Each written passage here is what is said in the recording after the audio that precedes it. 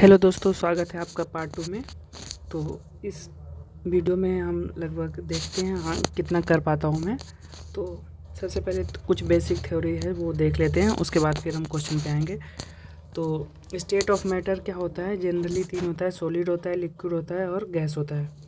ठीक है, सॉलिड में इलास्टिसिटी होता है, ठीक है, और लिक्विड में प्रेशर होता है, सरफेस टेंशन होता है, कैपिलरी होता है, फ्लोटिंग होता है। ठीक है, गैस में क्या होता है? एटमॉस्फेरिक प्रेशर होता है। इलास्टिसिटी क्या होता है? The rigid substance is the hard solid which define the shape and the size. ठीक है, but actually they can be stretch and compressed and deform. उसको मतलब कि इलास्टिसिटी उसको कहते हैं कि कोई भी मटेरियल है, ये मटेरियल है तो इसके अंदर कितना कंप्रेशन किया जा सकता है, कितना इसको स्ट्रेच किया जा सकता है और इसको कितना डिफॉर्म किया जा सकता है दूसरे फॉर्म में, तो इसको इलास्टिसिटी कहते हैं। और जब ये स्ट्रेच करे और वापस अपना शेप ले ले, ठीक है, वापस अपने शेप में आ जाए तो उसको इलास्टिसिटी कहते हैं। ठीक है, उसके बाद है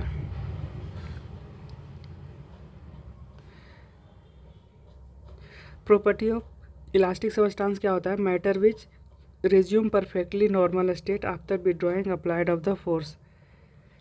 मतलब कि फोर्स अप्लाई कर रहे हैं तो जब तक वो जिस शेप में बना है बना रहेगा, लेकिन फोर्स जैसे ही हटाएंगे वो अपना ओरिजिनल शेप में आ जाएगा। परफेक्टली इलास्टिक सबस्टांस क्या होता है? Matter which does not resume normal state after withdrawing the external force but deform for ever. मतलब परफेक्टली प्लास्टिक सबस्टांस वो होते हैं जो फोर्स हटा लेने के बाद अपने ओरिजिनल फॉर्म पे नहीं जा पाते हैं। ठीक है, स्ट्रेस क्या होता है? स्ट्रेस होता है फोर्स अपॉन एरिया, मतलब कि force applied into the per unit area. ठीक है, force applied into per unit area F upon A. ऐसा यूनिट क्या होता है? न्यूटन पर मीटर स्क्वायर स्ट्रेस का। अब हुक्स लॉ क्या कहता है कि स्ट्रेस है जो स्ट्रेन के डायरेक्टली प्रोपोर्शनल होगा। तो ये कह रहा है the strain of the matter nominal applied on the stress on the matter is directly proportional to the strain. ठीक है, इसको स्ट्रेस अपॉन स्ट्रेन कहते हैं, हुक्स लॉ को। ठीक है, उसके बाद है सरफेस टेंशन। क्या होता है? It is a liquid negative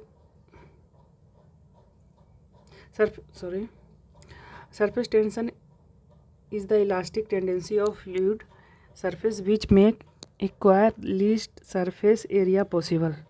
It is measured in the per unit length. इसका ऐसा यूनिट क्या होता है? न्यूटन पर मीटर। अब क्वेश्चन पे आ जाते हैं डायरेक्ट। उसके बाद थोड़ा सा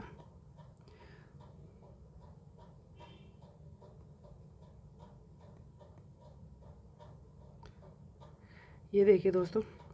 उसके बाद है spherical form of rain drop due to. क्यों होता है? क्योंकि सरफेस टेंशन होता है स्फेर किसमें? ये रेन ड्रॉप में, इसलिए उसका ये शेप होता है वो स्फेरिकल हो जाता है। उसके बाद drop of water spherical shape, वही है, सरफेस टेंशन है। फिर से सेम क्वेश्चन है, spherical because surface tension. Tendency of liquid drop contract and occupy minimum area due to the surface tension. Oil spread on a water surface because surface tension of oil is less than the water. जो भी surface tension होगा वो अगर जो कम होगा तो उस पर स्प्रेड फैल जाएगा। ठीक है, तो वाटर के ऊपर फैल जाता है वो। उसके बाद है क्रेसिन फ्लोट्स द वाटर बिकॉज क्यों? क्योंकि density of less than the density of water. ठीक है, तो डेंसिटी होता है कम अगर किसी भी वस्तु का, तो किसी वस्तु के कंपेरिजन में तो उसके ऊपर फ्लोट करने लग जाता है। जैसे कि वाटर के ऊपर ये केरोसिन ऑयल फ्लोट करने लग जाता है। उसके बाद pressure inside the soft bubble more than the atmospheric pressure. ये देख लीजिए कि जो सॉफ्ट बबल होते हैं उसमें जो प्रेशर होता है इनसाइड द बबल वो एटमॉस्फेरिक प्रेशर से ज़्यादा होता है। If two bubble of the soft different diameter come in the contact with the tube then what will happen. जब दो बबल हैं वो एक दूसरे के संपर्क में आएंगे तो क्या होगा? तो जो स्मॉलर बबल है वो और स्मॉलर हो जाएगा और बिगर बबल बिगर हो जाएगा।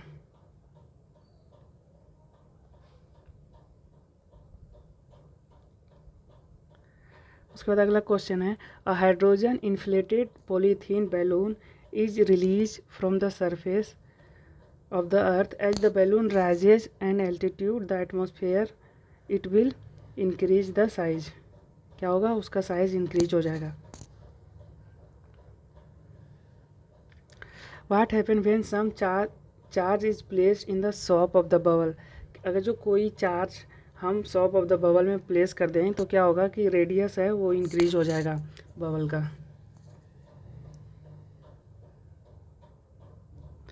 उसके बाद है अगला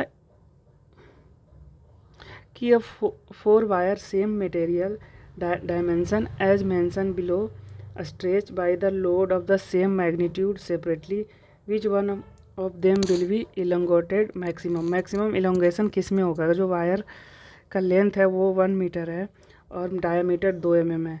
वायर का लेंथ 2 मीटर है, डायमीटर 2 mm है।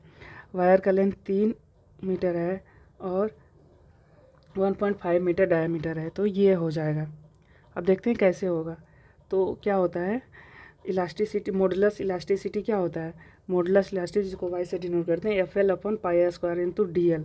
तो यहाँ से DL है जो लेंथ है वो ये होता है inversely proportional to length upon radius का स्क्वायर होता है।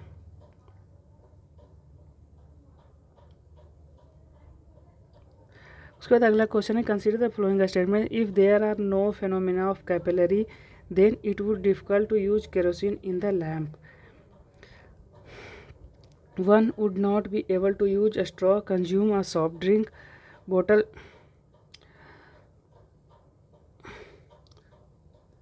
the bottle paper would fail to function, the bottling paper fail to the function, the big tree that see around would not be have grown on the earth. तो क्या हो जाएगा इसका answer? B हो जाएगा।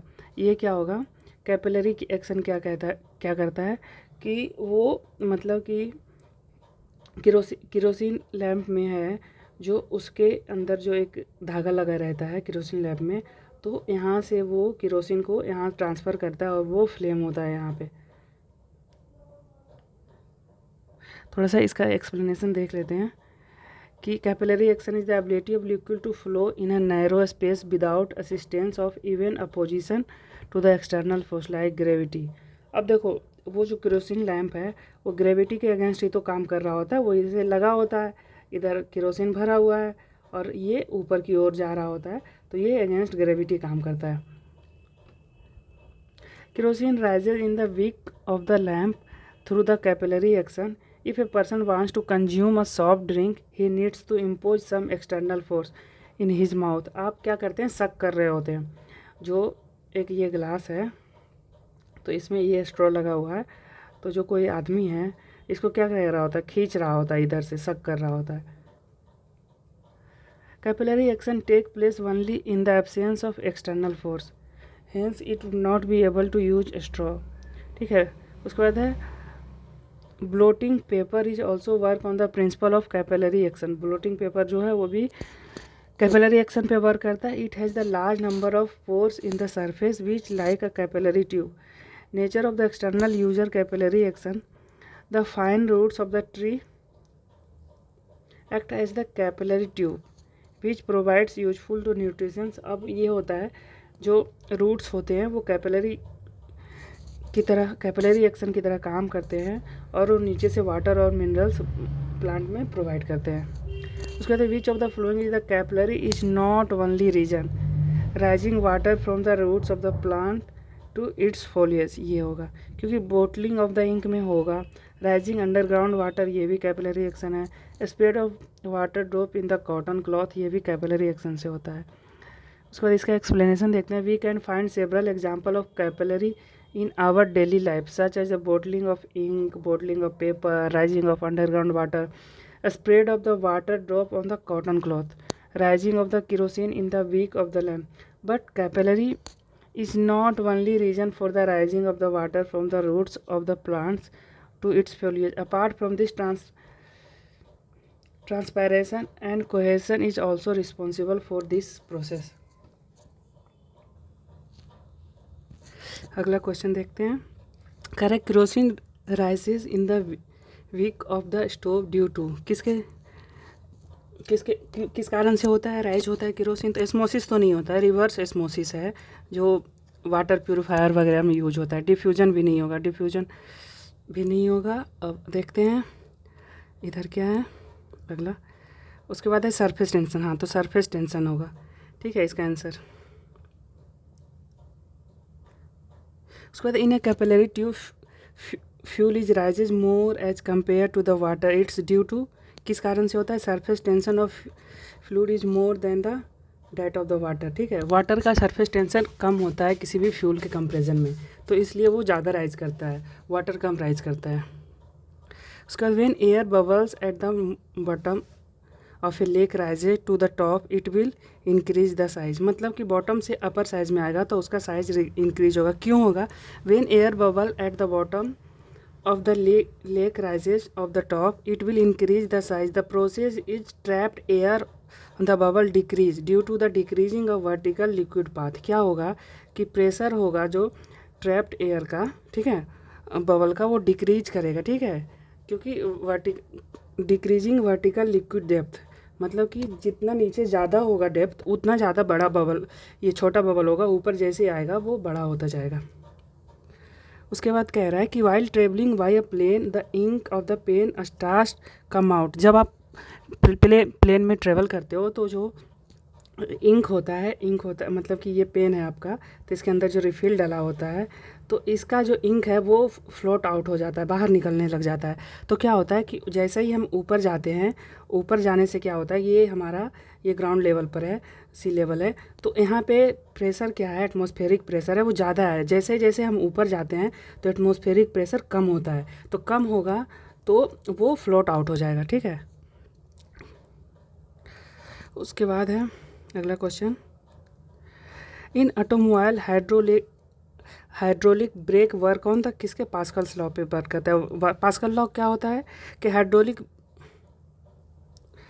Hydraulic elevator all works on the principle of the pascal law in which states that the pressure exerted anywhere in a confined incompressible fluid is transmitted equally in the all direction. Actually ये Pascal's law ये कहता है कि जैसे ये कोई जा रहा है, यहाँ पे लिक्विड रखा हुआ है, ठीक है, लिक्विड है ये, तो इससे हम कोई ऐसे करके, ये कोई पिस्टन है, ठीक है, पिस्टन है, तो इसे हम प्रेशर लगाएंगे तो ये चारों साइड से बराबर फोर्स लगाएगा, ठीक है। मतलब कि जो फोर्स होगा लिक्विड का ऊपर की ओर, मतलब कि ऊपर इधर इधर चारों साइड ये बराबर होगा, ठीक है। तो हाइड्रोलिक ब्रेक में क्या होता है कि ऑयल डला रहता है और पिस्टन उसको प्रेस करता है। जैसे ही हम ब्रेक दबाते हैं तो वो ये वाला पिस्टन है इसके अंदर जाता है और ये अचानक से सारे डायरेक्शन में काम करता है, तो ये पास्कल लॉ कहता है। उसके बाद है a sudden fall in the barometer reading indicates that the weather will भी, क्या होगा, स्टॉर्मी वेदर हो जाएगा। मतलब प्रेशर कम होगा तो स्टॉर्मी वेदर होता है।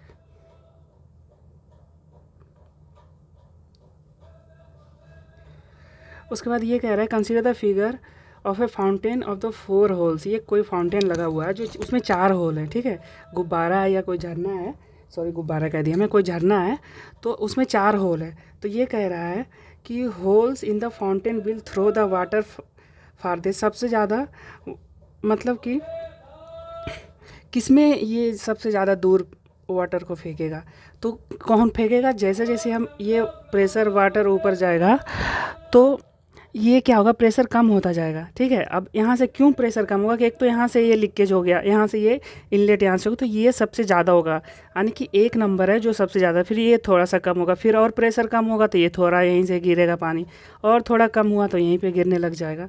तो यानी कि हमारा आंसर क्या होगा, पहला हो जाएगा D number.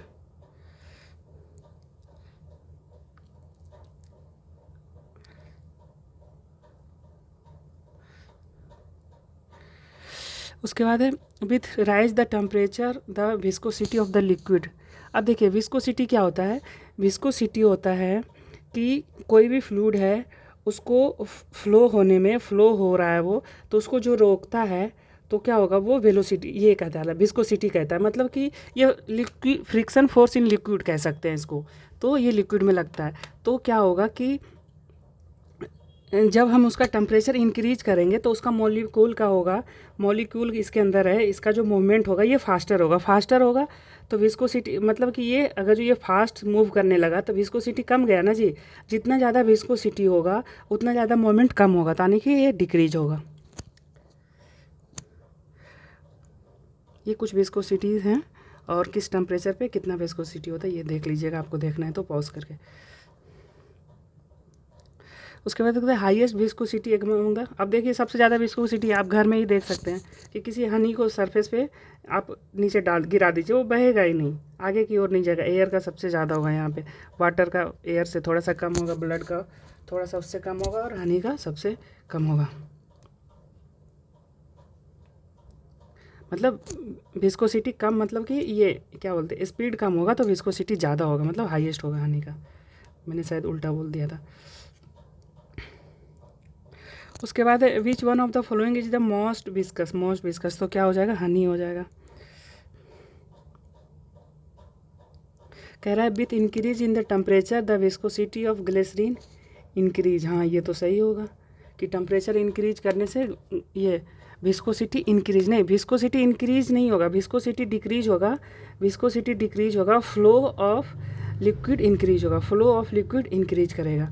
The rise in the temperature increase kinetic energy of the molecule. हाँ काइनेटिक एनर्जी तो होता है, तो इसका क्या हो जाएगा, ये हो जाएगा। तो मतलब कि वो टेम्परेचर, काइनेटिक एनर्जी क्या होता है, हाफ mv²। तो ये मोमेंट हो जाएगा काइनेटिक एनर्जी। जैसे कोई जा रहा है तो इसका टेम्परेचर बढ़ेगा तो इसका मोमेंट बढ़ जाता है ना, टेम्परेचर बढ़ाने से कोई भी मॉलिक्यूल का मोमेंट बढ़ जाता है। तो क्या होगा, उसका काइनेटिक एनर्जी भी बढ़ जाएगा, लेकिन ये जस्ट उल्टा दिया हुआ है। उसके बाद कह रहा है कि the surface of a lake is frozen sir winter but the water is at the bottom is still liquid wide. ऐसा क्यों होता है, और इसी कारण से मछली जो होती है, कोई पॉन्ड है, ठीक है, तो ऊपर ये तो फ्रीज हो गया, लेकिन ये है जो ये फ्रीज नहीं होता है। तो आप देखते हैं ऑप्शन नहीं, ये फ्रीज नहीं होता है तो इधर मछलियाँ नीचे आ जाती है और कुछ दिन तक सर्वाइव कर जाती है। तो आप देखते होंगे कि डल लेक चाहे और जो सोकर लेक वगैरह है जो लद्दाख में, ये लोग फ्रीज हो, ये लेक फ्रीज हो जाते हैं ये विंटर में। तो अब देखते हैं क्या इसका ऑप्शन दिया हुआ, ice is the bad conductor of heat. नहीं, the science since the surface of the lake is at the same temperature as the air no heat is loss. ये भी नहीं होगा। अब देखते हैं the density of water maximum at 4 degree Celsius. अब देखिए डेंसिटी है जो घनत्व है 4 डिग्री पे मैक्सिमम होता है। तो जैसे ही फ्रीज कब होता है 1 डिग्री पे होता है, तो इधर डेंसिटी कम होगा ना जी, और कम हो सकता है। तो इधर मतलब कि वो नीचे वाला जो वाटर है 4 डिग्री पे ही मैक्सिमम डेंसिटी हो सकता है।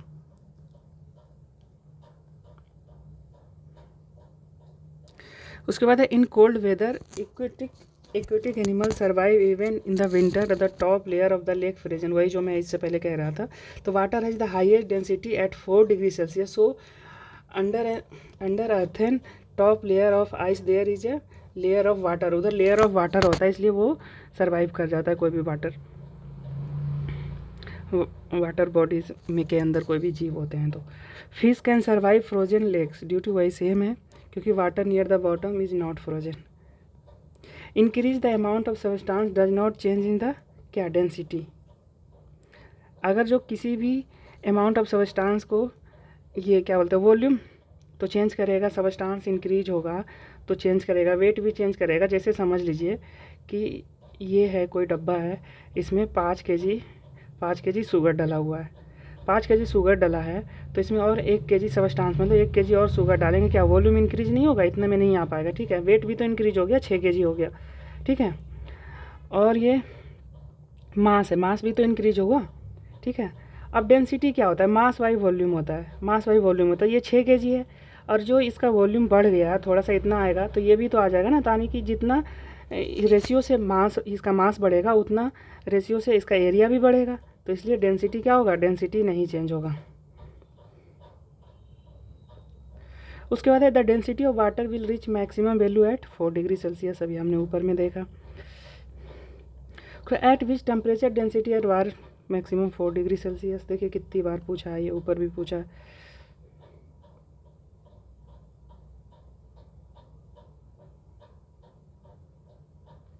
उसके बाद मैक्सिमम डेंसिटी ऑफ वाटर, अब देखिए क्या दिया है, ये केल्विन में दिया है। तो केल्विन में क्या होता है, केल्विन में कन्वर्ट करने के लिए डिग्री सेल्सियस को, कोई डिग्री सेल्सियस है, ठीक है, इसको केल्विन में कन्वर्ट करने के लिए 273 ऐड करते हैं। मतलब कि 1 डिग्री सेल्सियस में 273 केल्विन ऐड कर दें तो ये केल्विन में आ जाएगा। तो 273 प्लस मैक्सिमम डेंसिटी पूछ रहा है ना, तो 4 डिग्री सेल्सियस पे होता है, तो 4 इसमें ऐड कर दीजिए, तो कितना हो जाएगा 277 किधर है, इधर है, तो ये हो जाएगा आंसर आपका।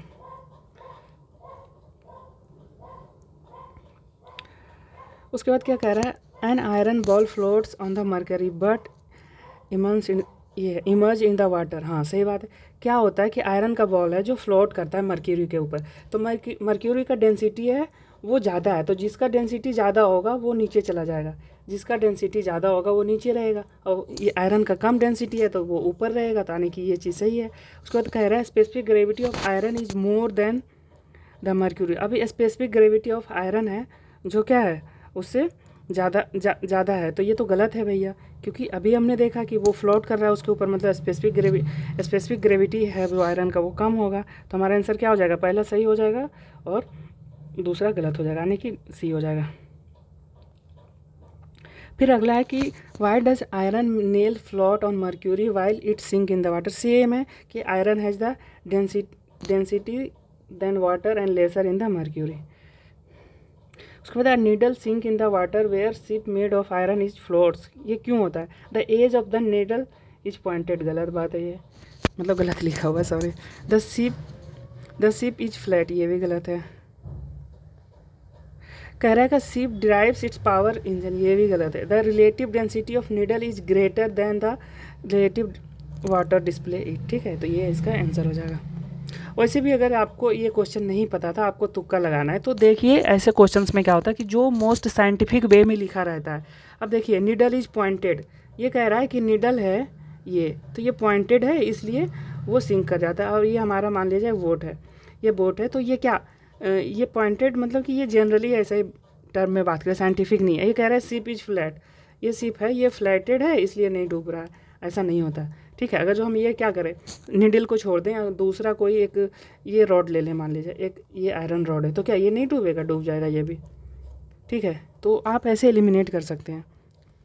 अगला है ship derives power of the engine, तो क्या मतलब है इसका, वो पावर ऑफ इंजन से ड्राइव कर रहा है, इंजन से नहीं भी ड्राइव करेगा तो क्या हम लोहे का शिप है, मतलब कि कोई पहले के अभी ना इंजन डेवलप हो गया, इससे पहले भी तो शिप था ना, शिप इससे पहले भी था, तो क्या उसमें इंजन लगा था, नहीं था, लेकिन फिर भी वो फ्लोट करता था। आप इसको ऐसे भी रिमूव कर सकते हैं, आप आंसर पे पहुंच जाइएगा।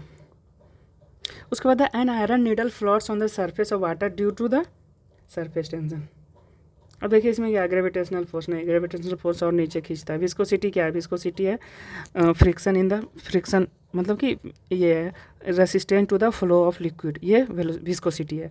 अब थ्रस्ट ऑफ द वाटर, अब थ्रस्ट क्या होता है कि जब ये है, ये कोई जार है, अब थ्रस्ट, ठीक है, अब यहाँ से आप कोई एक ये कोई आपका ये मग्गा है, ठीक है, इसको आप इधर पुट करने की कोशिश कर रहे हैं, तो जितना ये मटेरियल यहाँ से डिस्प्लेस करेगा उतना ही फोर्स इसके ऊपर लगेगा, ये है अब थ्रस्ट। उसके बाद है while lifting a bucket of a water from a well it feel that bucket, क्या हल्का फील होता है, आप कभी कुएं से पानी भरोगे, ठीक है, तो क्या होता है कि ये कुआं है हमारा, ठीक है, और यहाँ तक पानी भरा हुआ है, हमने यहाँ से एक बाल्टी डाला, ये बाल्टी, तो जैसे ही यहाँ तक उठेगा ना तो आपको ये हल्का महसूस होगा, फिर जैसे ही यहाँ से बाहर ये निकलेगा तो क्या होगा, ये भारी लगने का, इसका कारण क्या हो सकता है कि heavier above the surface of the water, मतलब वही है, इसका कारण क्या होगा, एक तो रेसिस्टेंस बढ़ जाता है, वाटर में उतना रेसिस्टेंस लगता नहीं है, तो ये बात भी है। उसके बाद है 200 gram of water fill in a weightless balloon, its weight will भी क्या होगा, 0 हो जाएगा, वेटलेस बैलून है तो, क्यों, क्योंकि अब थ्रस्ट फोर्स 0 होगा ना, 200 है अब थ्रस्ट,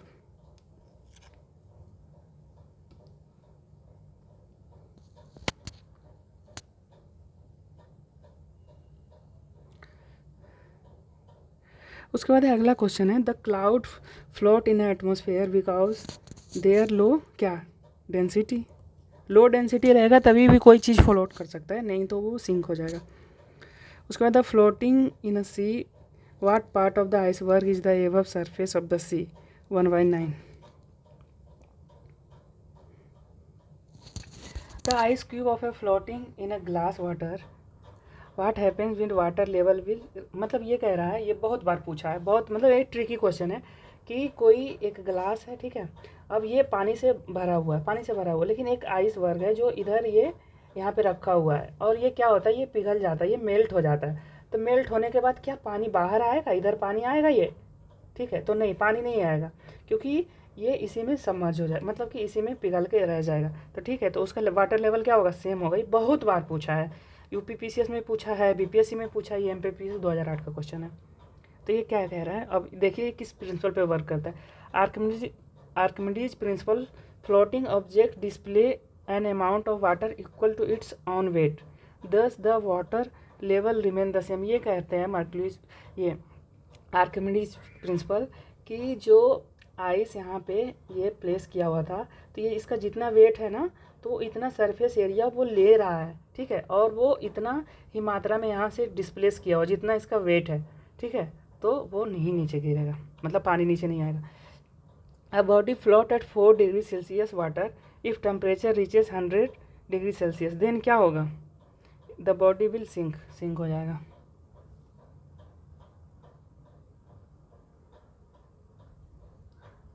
क्यों सिंक हो जाएगा, कि 4 डिग्री सेल्सियस पे क्या डेंसिटी है वाटर का, सॉरी मैक्सिमम डेंसिटी है, मैक्सिमम डेंसिटी ऑफ वाटर क्या है 4 डिग्री सेल्सियस पे, और जैसे ही टेम्परेचर इसका बढ़ेगा तो क्या होगा, वाटर पिघलने लगेगा, मेल्ट होने लगेगा। तो जो कोई बॉडी फ्लोट कर रहा था, जैसे कि ऐसे समझ लीजिए कि 4 डिग्री सेल्सियस पे कोई आइस है, वो रखा हुआ, ठीक है, अब इस पर हम एक रख देते हैं, कोई एक बॉल रख देते हैं, जैसे ये मेल्ट होगा, ये आयरन की बॉल है, तो क्या होगा, ये नीचे चला जाएगा, सिंक हो जाएगा वो।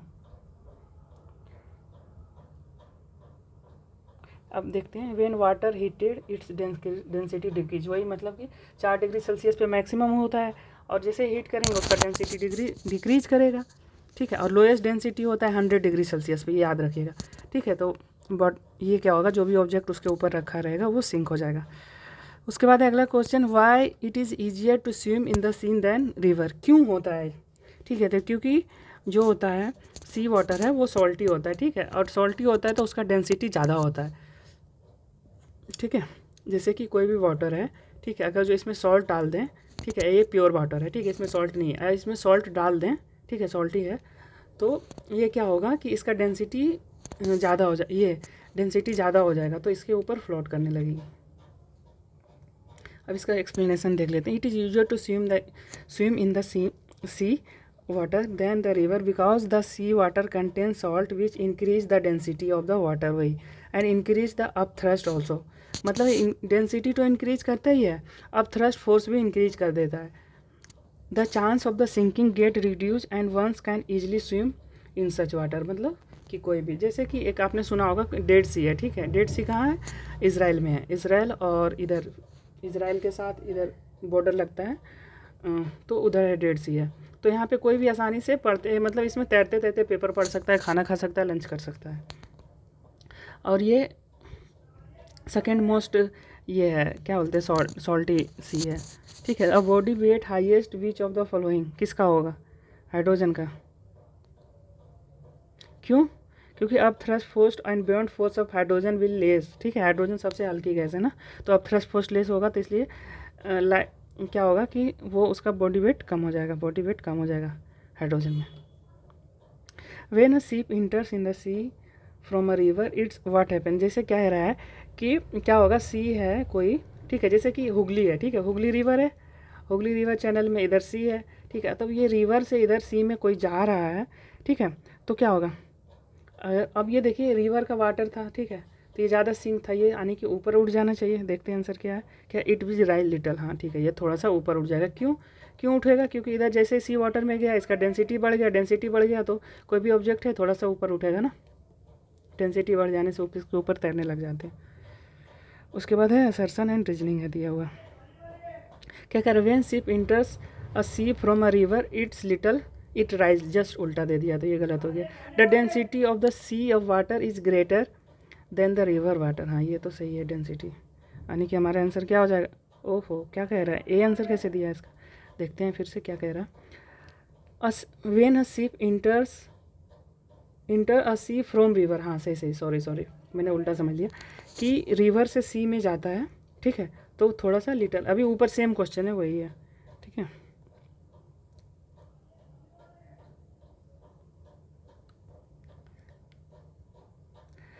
तो हमारा वो यूनिट समाप्त हुआ, अब हम ऑप्टिक्स देखते हैं, ठीक है, ऑप्टिक्स देखेंगे, ठीक है।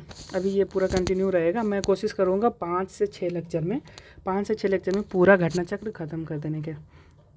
उसके बाद हम देखते हैं कि ऑप्टिक्स में क्या है। Light is an electromagnetic radiation with a certain portion of electromagnetic spectrum lies between the infrared with longer wavelength and ultra violet red with shorter wavelength. देखिए इंफ्रारेड होता है जो लॉन्गर वेवलेंथ होता है और अल्ट्रा वायलेट शॉर्टर वेवलेंथ होता है, ठीक है। The wavelength range is 3900 angstrom से 7800 एंगस्ट्रम और अबाउट, इसको वही माइनस में कन्वर्ट कर दिया है।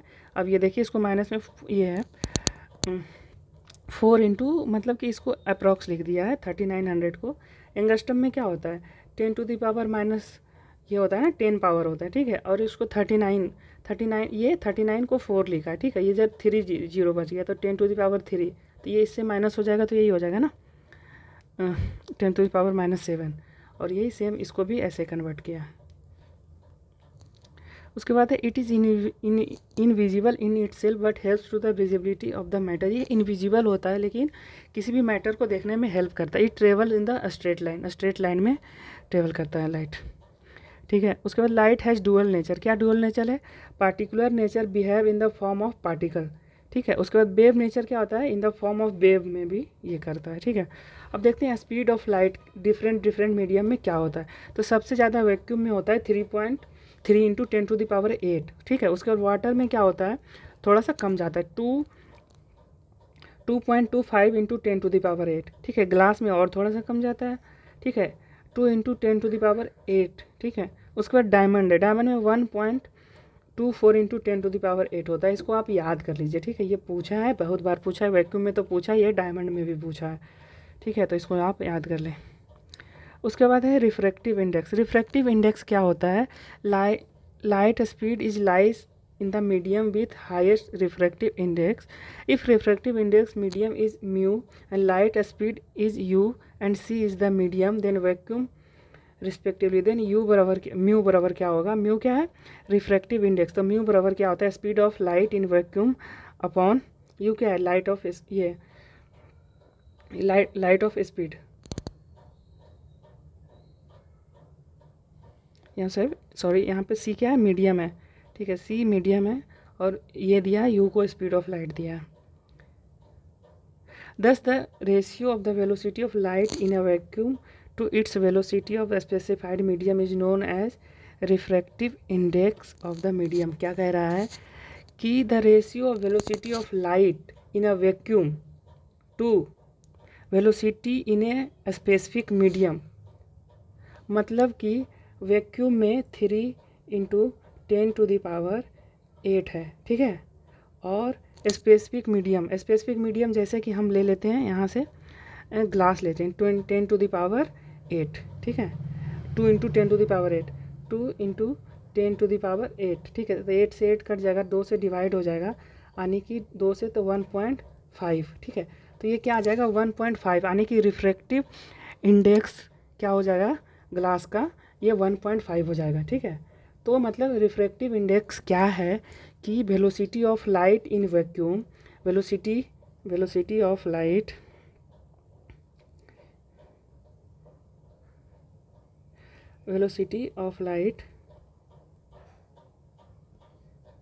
In vacuum upon velocity in the medium, ठीक है, मीडियम, ये है हमारा रिफ्रैक्टिव इंडेक्स। रिफ्रैक्टिव इंडेक्स क्या है, एक रेशियो है, किस चीज़ का है, light of speed in vacuum upon medium, ठीक है। तो जैसे रिफ्रैक्टिव इंडेक्स ऑफ वाटर 1.33 दिया है, ठीक है। तो फिर से हम इसको निकाल लेते हैं। अभी तो मैंने ग्लास का निकाल के दिखा दिया। अभी 1.33 कैसे आया, तो 3 इंटू 10⁻, माइनस नहीं, 10⁸ मीटर पर सेकेंड, ठीक है। तो अब ये देखिए रिफ्रैक्टिव इंडेक्स यूनिट लेस है, ठीक है, यूनिट लेस क्वांटिटी है, ये भी ध्यान रखिएगा।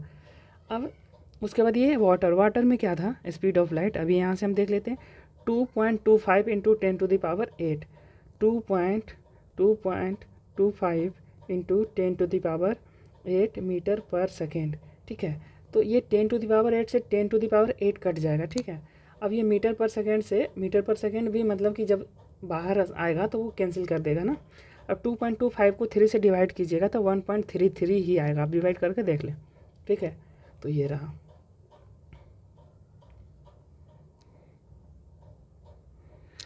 उसके बाद है refractive index is also called optical density, ठीक है। इसको ऑप्टिकल डेंसिटी भी कहते हैं।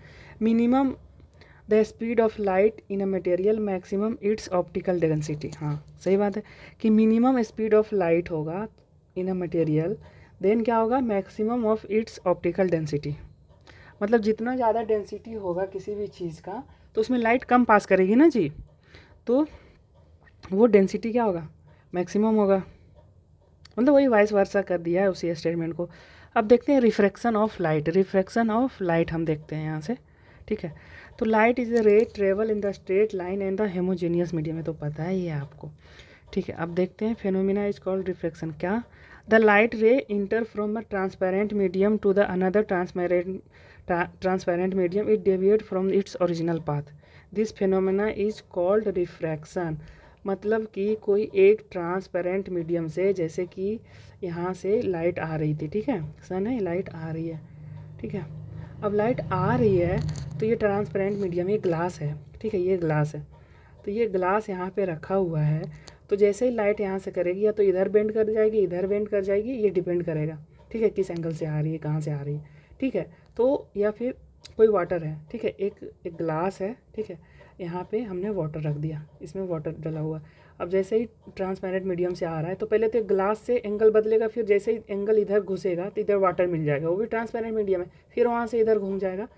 तो रिफ्रैक्टिव इंडेक्स क्या है कि ट्रांसपेरेंट मीडियम में कोई भी लाइट है वो क्या डेविएट होती है, तो वो ये कहलाती है रिफ्रैक्शन कहलाता है। Light rays which enter into the medium is called refractive index.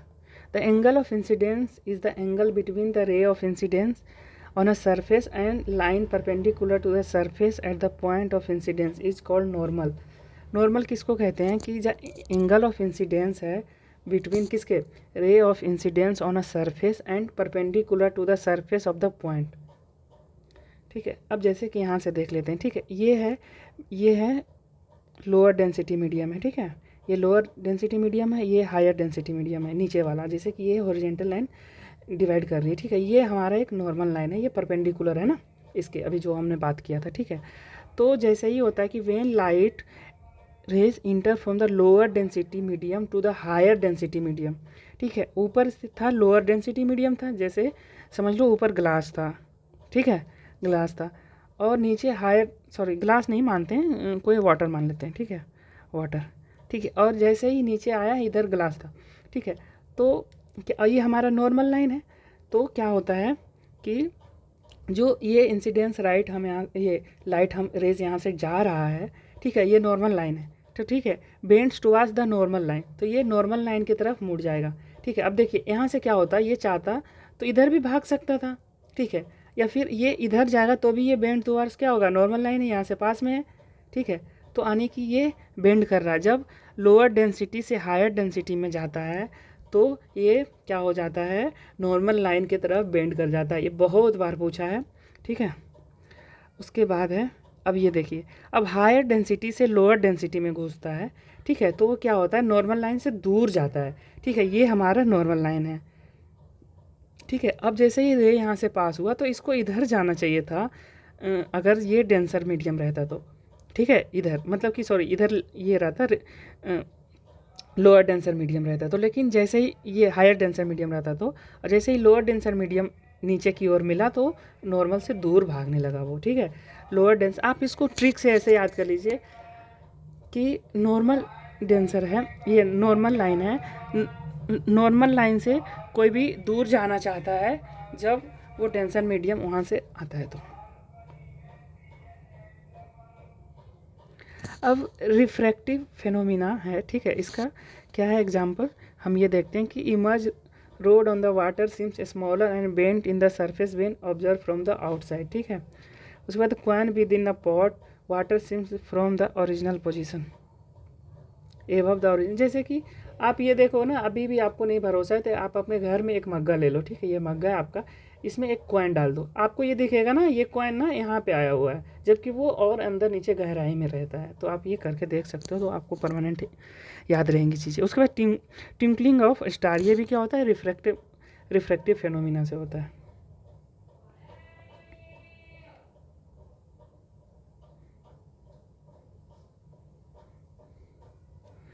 उसके बाद refraction of light in the prism, ठीक है। Prism is a homogeneous transparent medium surrounded by the plane surface at an acute angle. ये याद रखना है आपको कि एक्यूट एंगल होता है प्रिज्म के अंदर।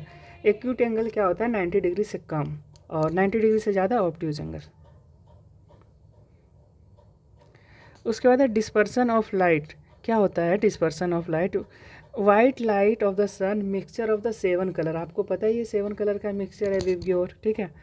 तो अब ये विवग्योर है, ठीक है, तो क्या क्या है, violet, indigo, blue, green, yellow, orange, red, ठीक है। The separation of the visible light in different colour is known as dispersion, ठीक है। जब सेपरेशन होता है, जैसे कि ये सनलाइट है, ठीक है, यहाँ से सनलाइट आ रही है, यहाँ से एक प्रिज्म रखा हुआ है, तो यहाँ पे जैसे ही लाइट पड़ा ये 7 कलर में डिवाइड हो जाता है, 7 कलर में डिवाइड हो जाता है, और जो डिवीज़न है इसको ही डिस्पर्सन कहते हैं, सेपरेशन को डिस्पर्सन कहते हैं।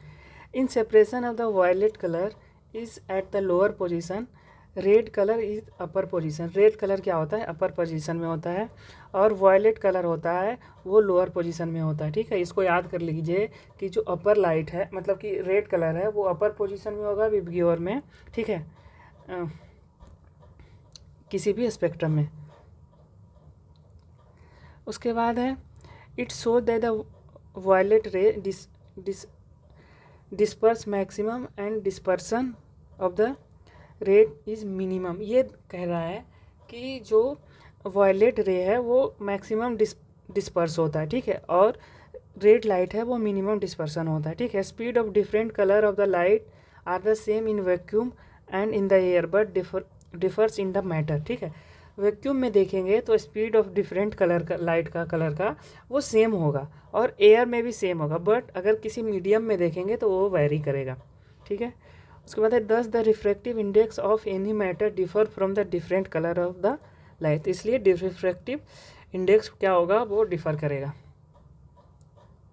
उसके बाद speed of violet light is minimum and speed of red light is maximum in the glass.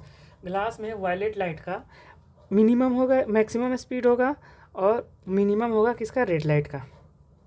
अब ये देखिए यही है विवग्योर, ठीक है। लिस्ट डेविएशन है, ऊपर वाले का लिस्ट डेविएशन है, नीचे जैसे ही जाओगे तो ये डेविएशन बढ़ता जाएगा। सबसे ज़्यादा ऑरेंज का है डेविएशन, लिस्ट डेविएशन, और फिर सॉरी रेड का है, फिर ऑरेंज का है, फिर येलो का है, ऐसे जस्ट उल्टा है ना, ये विवग्योर से जस्ट उल्टा डेविएशन है। अब हम देखते हैं critical angle and total internal reflection. तो क्रिटिकल एंगल अगर जो थीटा सी है, ठीक है, थीटा सी है, the angle of incidence beyond the ray of the light passing through a denser medium to its surface of the glass. Denser medium are no longer refractive but totally reflected, ठीक है। ये totally reflected हो जाएगा कौन सा, less denser medium. Its value depend upon the nature of both medium and the colour of the ray, दोनों पे depend करता है।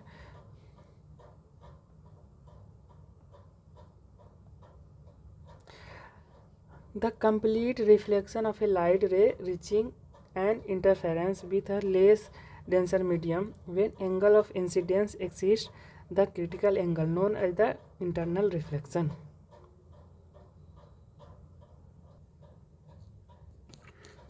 थोड़ा और आगे देखते हैं। रिफ्लेक्शन क्या होता है? When light falls on the surface it में ऑब्जर्व और ट्रांसमिटेड और रिफ्लेक्टेड। ठीक है, जैसे कि कोई सरफेस है, ठीक है, कोई सरफेस है, ये माउंटेन है, ठीक है, आइस भरा हुआ है, इसमें आइस माउंटेन है, ये इधर से आता है, मतलब कोई सन रेज आ रहा है, तो ये कितना रिफ्लेक्ट बैक करेगा, ठीक है, रिफ्लेक्ट बैक करेगा, कितना खुद में ऑब्जर्व करेगा। जैसे कि ये वाइट आइस है, ठीक है, तो अगर जो वाइट आइस रहेगा तो वो सबसे ज़्यादा रिफ्लेक्शन होता है, इसको एल्बेडो बोलते हैं, ठीक है। अगर जो कोई ब्लैक सरफेस है, कोई ब्लैक सरफेस है, तो ये क्या होगा कि सबसे ज़्यादा ऑब्जर्व करता है हीट को, ब्लैक सरफेस। इसीलिए मना किया जाता है कि गर्मी के दिनों में ब्लैक कपड़ा नहीं पहनना चाहिए, क्योंकि ज़्यादा गर्मी लगेगी आपको, क्योंकि वो हीट ज़्यादा ऑब्जर्व करता है। Silver is the best reflector of the light. ठीक है, सिल्वर क्या है? जो बेस्ट रिफ्लेक्टर है वो लाइट का है। सबसे ज़्यादा रिफ्लेक्टर कौन है लाइट का? ये है सिल्वर है। सिल्वर क्या है? बेस्ट कंडक्टर है, बेस्ट ये है, बेटर कंडक्टर भी है, ठीक है, इलेक्ट्रिसिटी का। उसके बाद मिरर, मिरर क्या है? A smooth polish reflected surface is called mirror. ठीक है, स्मूथ पॉलिश सरफेस है उसको मिरर कहते हैं। और ये जो मिरर होता है वो किस चीज़ से पॉलिश किया जाता है? इसी से किया जाता है, क्या बोलते हैं, चांदी से पॉलिश किया जाता है। Mirror are two types, plane mirror, spherical mirror.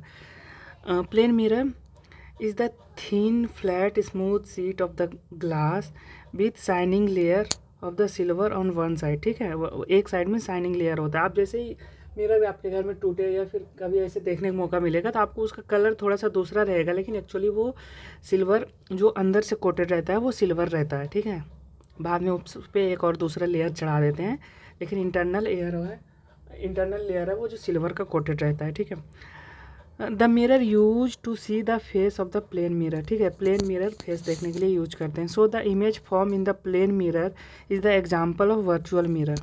ठीक है, अब ये कह रहा था our face image form in the plane mirror can not be obtain on the screen. Screen पे नहीं प्राप्त किया जा सकता, इसलिए ओनली ऑब्जर्व किया जा सकता है, इसीलिए इसको वर्चुअल इमेज कहते हैं। The size of image form in the mirror is just equal to the size of the object. ठीक है, ये कह रहा है कि साइज जो इमेज जो फॉर्म होगा वो इक्वल टू द ऑब्जेक्ट होगा, लेकिन जो मिरर का साइज है, जैसे कि आपकी हाइट है 5 फीट, तो मिरर की हाइट होनी चाहिए 2.5 फीट। ठीक है, जो एक्चुअल साइज दिखने के लिए, ये थोड़ा सा कंडीशन है। सो the image of the object at the same distance from the mirror at the opposite side. उसके बाद स्फेरिकल मिरर देखते हैं। स्फेरिकल मिरर में क्या है? कॉनकेव मिरर है और कॉन्वेक्स मिरर है। कॉनकेव मिरर क्या होता है? जैसे कि आप अपना हथेली है, ठीक है, ये आपका मान लीजिए पाम है, ठीक है, ये पाम है, तो जो आप इसको अगर इसको बेंड करने की इधर की तरफ कोशिश करेंगे तो ये बाहर वाला जो सरफेस है, ठीक है, वो पॉलिश रहेगा। बाहर वाला हथेली के जस्ट अपोजिट साइड वाला पॉलिश रहेगा और अंदर वाला वो रिफ्रेक्टिव रहेगा। ठीक है, वो कनकेव होगा। यानी कि कनकेव मिरर में क्या होता है कि साइड में उभरा हुआ होता है और बीच में पतला होता है। ठीक है, साइड में मोटा और बीच में पतला। ठीक है, तो ये कनकेव मिरर कहाँ होता है? इनवर्ड, ये देखिए इनवर्ड कर्व रिफ्लेक्टिंग सरफेस है। तो इसमें होता क्या है एक्चुअली कि ये जो एक्चुअल इमेज है उसको बड़ा करके दिखाता है। तो हम कहाँ पे यूज करते हैं? दाढ़ी बनाने वाले में, शेविंग में यूज कर सकते हैं। आप जाओगे किसी बार्बर के दुकान पे तो वहाँ पे ये वाला मिरर मिलेगा। उसे प्लेन मिरर भी करते हैं, लेकिन ये वाला मिरर है जो और अच्छे से ये करता है, दिखाता है। ठीक है, अब डेंटिस्ट है जो आपके दांत को देखते हैं, अंदर में छोटा सा एक लगा के देखता है, एक ऐसे करके एक इंस्ट्रूमेंट होता है उसके पास, ये सॉरी एक है ऐसे करके एक इंस्ट्रूमेंट होता है, वो अंदर डालता है आपके मुंह के अंदर और वो देखता है। ठीक है, तो वो बड़ा करके दिखाता है। उसके बाद concave mirror are use in the reflector and obtaining in the sharp beam of the light in the torch. ठीक है, ये रिफ्लेक्टर के भी रूप में ही यूज किया जाता है। और जो टॉर्च होता है ना, टॉर्च का ग्लास होता है, ठीक है, तो इधर से कोई सोर्स ऑफ लाइट है, यहाँ से बल्ब लगा हुआ है तो यहाँ से आएगा, तो ये रिफ्लेक्टर के रूप में यूज किया जाता है। उसके बाद concave mirror are also use in the shaving, वही हुआ, एंड फेस। ठीक है, उसके बाद एक कन्वेक्स मिरर। कन्वेक्स मिरर क्या होता है? अंदर से पॉलिश होता है, बाहर होता है जो चमकीला सरफेस होता है। ठीक है, अब ये इसमें क्या होता है कि एक्चुअल इमेज से जो साइज है वो छोटा दिखता है। ठीक है, तो इसमें जो ड्राइवर देखता है, ठीक है, साइड मिरर होता है ड्राइवर के पास जो पीछे देखने के लिए, उसमें यूज किया जाता है। ठीक है, इसमें view side mirror of the vehicle, ठीक है, रेयर व्यू देखने के लिए यूज किया जाता है। उसके बाद लेंस, लेंस क्या है? Lens is the homogeneous medium surrounded by two curve surface, one curve and another plane surface, ठीक है। ये मतलब कि होमोजेनियस मीडियम है, वो दो कर्व सरफेस के एक होता है, वन कर्व होता है, अनदर प्लेन सरफेस होता है, इसका कम्बिनेशन होता है। कर्व सरफेस में भी स्फेरिकल, सिलेंड्रिकल और एलिप्टिकल, तीन प्रकार का हो सकता है। सिलेंड्रिकल भी हो सकता है, एलिप्टिकल भी हो सकता है, स्फेरिकल भी हो सकता है, but they are mostly spherical. Mostly क्या होते हैं? स्फेरिकल होते हैं लेंस वाले, ठीक है। कॉन्वेक्स लेंस होते हैं, कॉनकेव लेंस होते हैं, ठीक है। तो कॉन्वेक्स लेंस होते हैं जो क्या होता है? थिक होता है, ठीक है। कॉन्वेक्स लेंस होता है जो मोटा होता है। तो इसमें क्या होता है कि जब बुढ़ापे में लोगों को पास का चीज़ें कम दिखाई देने लगता है, तो ये कॉन्वेक्स यूज किया जाता है, इसको यूज करते हैं उसमें, ठीक है। उसके बाद है कॉन्वेक्स लेंस, ठीक है, कॉनकेव लेंस, सॉरी। ये क्या होता है? बीच से पतला होता है और साइड से मोटा। ये कहाँ? ये जो अभी आपको दूर दृष्टि, ये जो दूर का है वो साफ़ नहीं दिखता है, बच्चों में होता है एक्चुअली ये। तो ये मतलब उसमें उसको करेक्शन करने के लिए यूज करते हैं, ठीक है। इसको डाइवर्जेंट लेंस भी कहते हैं। और जो ये क्या है? नियर साइड, मतलब कि नियर साइड किसको कहते हैं? जो दूर का नहीं दिखता है उसको नियर साइड बोलते हैं, ठीक है। जो पास का नहीं दिखता उसको फार साइड बोलते हैं, तो इसको मायोपिया बोलते हैं, ठीक है। उसके बाद स्कैटरिंग। स्कैटरिंग क्या होता है कि scattering is the phenomena by which beam of the light redirected in many different direction when interact with a particular matter. Scattering होता है कि मल्टीपल डायरेक्शन में वो ये होता है, डायरेक्शन में स्कैटर्ड हो जाता है, ठीक है। Particle of the light fully observe and then emitted. Light of a shorter wavelength is scattered much more than the light of the longer wavelength. मतलब जो शॉर्टर वेवलेंथ होता है वो ज़्यादा स्कैटर्ड होगा, ठीक है, वो लॉन्गर वेवलेंथ के। तो the colour of sky appearance blue due to the scattering of light. इसको याद रखिएगा आप कि स्कैटरिंग ऑफ लाइट की वजह से कलर है जो स्काई का वो ब्लू दिखाई देता है हमें, ठीक है। अब हमारा ये थ्योरी पार्ट ख़त्म हो गया। अब देखते हैं हम क्वेश्चन, ठीक है। Which of the following radiation has highest energy पर क्वांटम, ठीक है। हाईएस्ट एनर्जी पर क्वांटम किसका होता है? 200 to 280 नैनोमीटर में, ठीक है, पर यूनिट में। ये उसका फार्मूला दिया हुआ है। Equals to energy equals to क्या होता है? hc/λ। ई क्या? एनर्जी ऑफ द फोटोन है। एच क्या है? प्लैंक्स कांस्टेंट है, ये प्लैंक्स कांस्टेंट है। और सी क्या? स्पीड ऑफ लाइट है। लैम्डा क्या है? वेवलेंथ है। लैम्डा क्या है? वेवलेंथ है। Visible range of the solar radiation, ठीक है। Visible range of the solar radiation क्या है? 400 से 700 नैनोमीटर है, ठीक है। 400 से 700 नैनोमीटर है जो विजिबल रेंज है। कितना है? 400 से 700 नैनोमीटर है। देखिए आप क्या कीजिए, मेरे साथ बोलने की कोशिश कीजिए, तो क्या होगा, चीज़ें ज़्यादा याद रहेगी, ठीक है। उसके बाद है wavelength, the wavelength of the extension of visible light. Visible light का क्या है? अभी हमने देखा क्या, ऊपर देखा कि 400 से 700 वही सेम है, ठीक है, विजिबल, ठीक है। तो ये है 990 से 780 nanometre. The wavelength of the visible spectrum, ठीक है। ये 3900 से 7600 एंगस्ट्रम दिया हुआ, ठीक है। उसी को कन्वर्ट करके दिया है विजिबल स्पेक्ट्रम। अब एंगस्ट्रम देखिए, अब इसको कैसे कन्वर्ट किया है, मतलब कि नैनोमीटर में, ठीक है। तो एंगस्ट्रम में क्या होता है? ये 39 है ना, 3900। और इसको क्या लिख सकते हैं? 3900 को लिख देते हैं 10⁻², ठीक है। और ये क्या होता है? एंगस्ट्रम 10⁻−10 होता है। तो क्या हो जाएगा ये? 3.9 इंटू 10⁻, अब इसको 9 करना है मान लीजिए, ठीक है। ये 2 तो 8 हो गया, ठीक है। तो ये 3 इंटू 10⁻, क्या हो जाएगा? ये 9 हो जाएगा ना, 3 इंटू 10⁻9, ये नैनोमीटर में कन्वर्ट हो जाएगा। तो यही तो ऊपर दिया था ना, ये 390 इंटू 780, तो इसी को कन्वर्ट किया विजिबल का कि 3900 एंगस्ट्रम से 7600 एंगस्ट्रम होता है। उसके बाद human eyes most sensitive to the visible light of the wavelength, क्या किसके लिए है? 5500 एंगस्ट्रम, ठीक है। 5500 एंगस्ट्रम के लिए ये है मोस्ट सेंसिबल, और ये कौन सा लाइट होता है, ये ग्रीन का होता है, ठीक है। द आई सेंसिटिव एलोइस और ग्रीन लाइट का होता है, एलोइस और ग्रीन लाइट का होता है कितना, 555 nm, या फिर इसको नैनोमीटर में देखिए क्या है, 10⁻, ये है ना नैनोमीटर, -9, तो इसमें एक जीरो और लगा देंगे ना, तो क्या हो जाएगा, 10⁻10 हो जाएगा ना एंगस्ट्रम में, तो उसको इसी के कन्वर्ट करके लिखा हुआ है। Among the following colours mention below, the I of the most sensitive colour between, किसका, येलो और ग्रीन का, येलो और ग्रीन का। ये अभी यूपीएससी में भी ये यूपीपीसीएस में भी पूछा है, बीपीएससी में भी ये पूछा है, पिछले साल पूछा है, पिछले साल कब, मतलब 2023 के क्वेश्चन पेपर में ये पूछा था, मतलब मल्टीपल टाइम पूछा है यार, ये याद कर लो।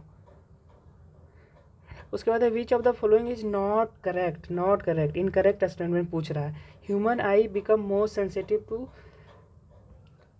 1000 हर्ट्ज, सही है ये। Human eye become most sensitive to the red colour, अभी हमने पढ़ा है कि किसके लिए होता है, एलोइस कलर के लिए, एलोइस एंड ग्रीन कलर के लिए मोस्ट सेंसिटिव होता है, ठीक है, मोस्ट सेंसिटिव होता है, ठीक है। और इसका क्या है, 5500 के आसपास है ग्रीन का, ठीक है। The human ear is the most sensitive sound, year देखिए यहाँ पे लिख दिया, ह्यूमन आई होगा, ठीक है। Human eye is the most sensitive sound between, ओह अच्छा, ये यहाँ पे क्या पूछा था, साउंड पूछा था। विच of the following become most sensitive, human ear है, ठीक है, हाँ तो ये सही है। तो मोस्ट सेंसिटिव तो साउंड बिटवीन 1000 to 5000 हर्ट्ज, ठीक है, ये ज़्यादा सेंसिटिव होता है। लेकिन ह्यूमन है जो ईयर है वो 20 हर्ट्ज से लेके 20,000 हर्ट्ज तक ये है, सुन सकता है ह्यूमन आई। अगर जो इससे कम होगा तो नहीं सुन पाएगा। इससे कम में कुछ जानवर हैं जैसे पिजन हैं, ठीक है, तो ये लोग ये सुन पाते हैं, ठीक है। और ये 20,000 हर्ट्ज से भी ज़्यादा कुछ है एनिमल्स हैं वो सुन पाते हैं। लेकिन ह्यूमन आई है, ईयर है जो ये 20 हर्ट्ज से 20,000 हर्ट्ज तक सुन सकता है। When fully light adopted human eye wavelength responsible for 400 to 700 nanometres, वही दिया हुआ है। फिर है the nature of radiation of light is like wave, होता है, लाइक पार्टिकल, ये भी होता है, दोनों होता है। आप देखते हैं दोनों ऑप्शन में है कि नहीं कहीं पे, हाँ है ऑप्शन, तो सी हो जाएगा ना, like both wave and particle, दोनों में। अभी हमने ऊपर में पढ़ा था कि ह्यूमन जो लाइट है उसमें वेव वाला भी नेचर होता है और पार्टिकल वाला भी नेचर होता है।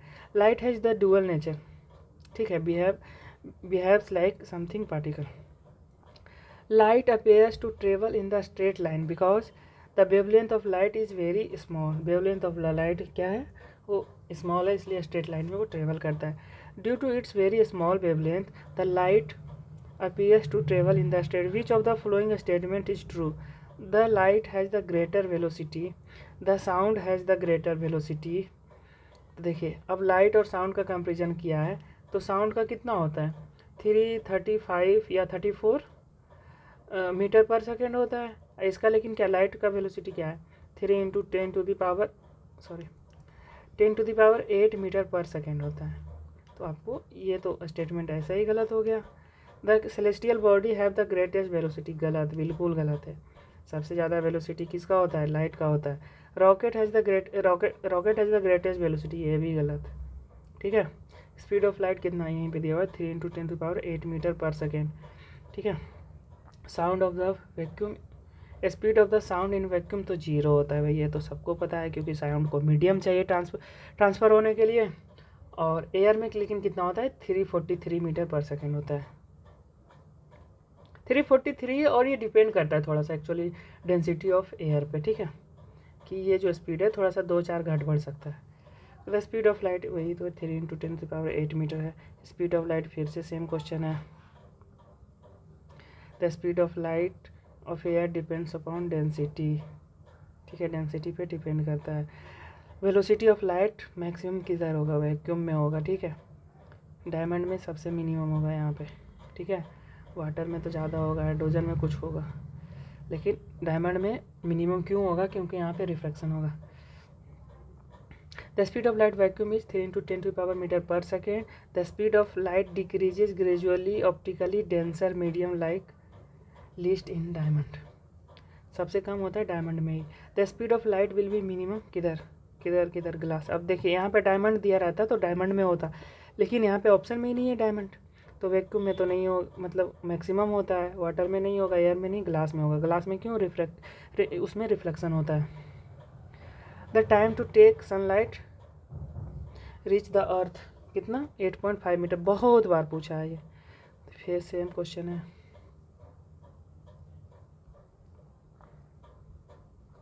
The sunlight from the sun on the earth reaches कितना? 8 मिनट में. ठीक है. Which of the following has the highest velocity? Light का ही होगा भाई. Which of the following does not change when light travel from one medium to the another.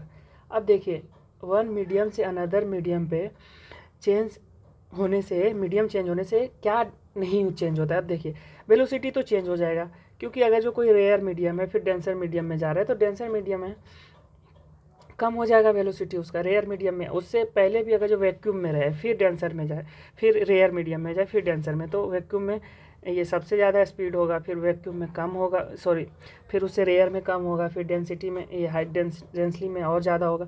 ठीक है. वेवलेंथ भी डिपेंड करता है. ठीक है. मीडियम पे वेवलेंथ किससे? मीडियम पे. रिफ्रैक्टिव इंडेक्स भी डिपेंड करता है. रिफ्रैक्टिव इंडेक्स ग्लास का दूसरा हो सकता है. ठीक है. ग्लास का दूसरा हो सकता है, वाटर का दूसरा हो सकता है, तो ये भी. लेकिन ये फ्रीक्वेंसी क्या है? फ्रीक्वेंसी है जो सोर्स से जनरेट होता है वो होता है. ठीक है. तो फ्रीक्वेंसी साउंड का भी नहीं चेंज होता है कभी, और लाइट का भी चेंज नहीं होता है, तो हमारा ये आंसर हो जाएगा. ठीक है. Frequency. When light wave pass from air to the glasses variable affected wavelength and the velocity affect होगा. देखिए, फ्रीक्वेंसी ऑप्शन में है, कट गया. फ्रीक्वेंसी ऑप्शन में है, कट गया. फ्रीक्वेंसी ऑप्शन में है, कट गया, तो आप ऐसे एलिमिनेट कर सकते हैं. When light passes from one medium to the another medium, which of the following does not changes frequency? Same question. When a ray light travel from denser medium to the rare medium, क्या होगा?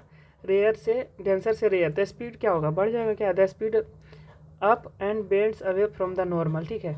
अब हमने देखा था वहाँ पे कि क्या होता है कि डेंसर से रेयर में जाता है तो बेंड कर जाता है. ठीक है. डेंस, वो लाइट को कौन पसंद है? ये है डेंसर मीडियम पसंद है. ठीक है. तो अबे मतलब उससे दूर जाना चाहता है. ठीक है.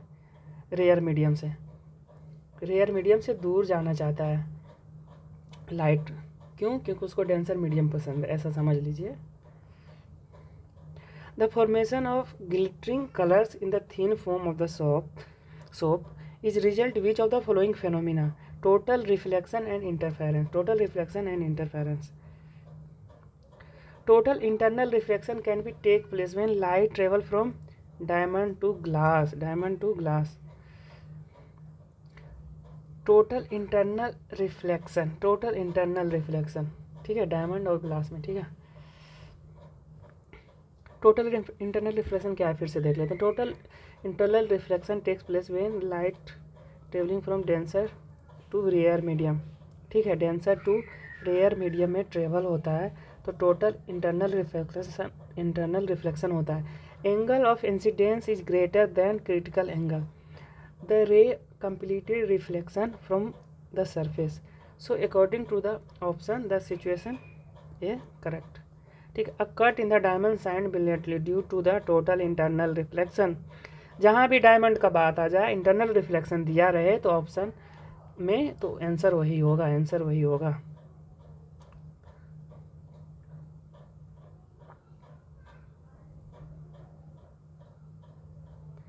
डायमंड शाइन ब्रिलियंटली वही सेम है यार. टोटल इंटरनल रिफ्लेक्शन होगा. सेम क्वेश्चन है. तो what is the reason behind the extraordinary shining of the diamond? फिर से बिकॉज हाईएस्ट रिफ्रैक्टिव इंडेक्स. यहाँ पे टोटल इंटरनल रिफ्लेक्शन नहीं है, इसलिए उसका रिफ्रैक्टिव इंडेक्स ज़्यादा है, इसलिए वही आंसर में रहेगा. कह रहे हैं कि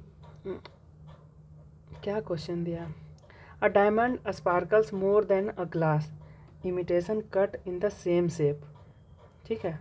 अगर जो सेम शेप में कट किया जाता है तो डायमंड ज़्यादा स्पार्कल्स करता है, चमकीला होता है ग्लास के कंपेरिजन में. क्यों? The refractive index of a diamond is less than the glass, बिल्कुल गलत है, ठीक है। तो ए और सी हो जाएगा आंसर हमारा।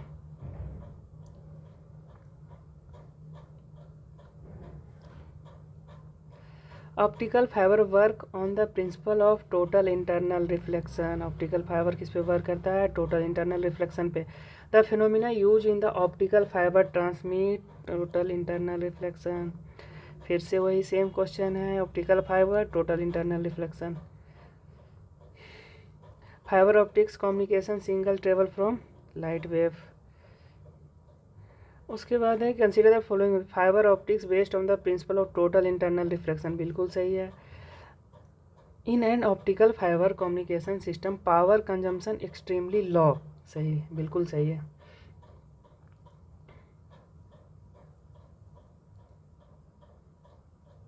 ऑप्टिकल फाइबर कम्युनिकेशन और fibre free from the radio frequency interference, हाँ उसमें रेडियो फ्रीक्वेंसी का कोई ज़रूरत नहीं है, वो टोटल इंटरनल रिफ्लेक्शन पे काम करता है। फिर इंडिया रिलायंस ग्रुप, नहीं ये नहीं, दूसरा था, ठीक है। वैसे अब इसका अहमियत नहीं रह गया इस स्टेटमेंट का, लेकिन 1 2 3 सही है इसका। Endoscope use by the doctor for the examining inside the patient stomach work on the principle of total internal reflection. An endoscope is used by the physician, total internal reflection. The reason for mirage, mirage का reason क्या है? Internal reflection, total internal reflection.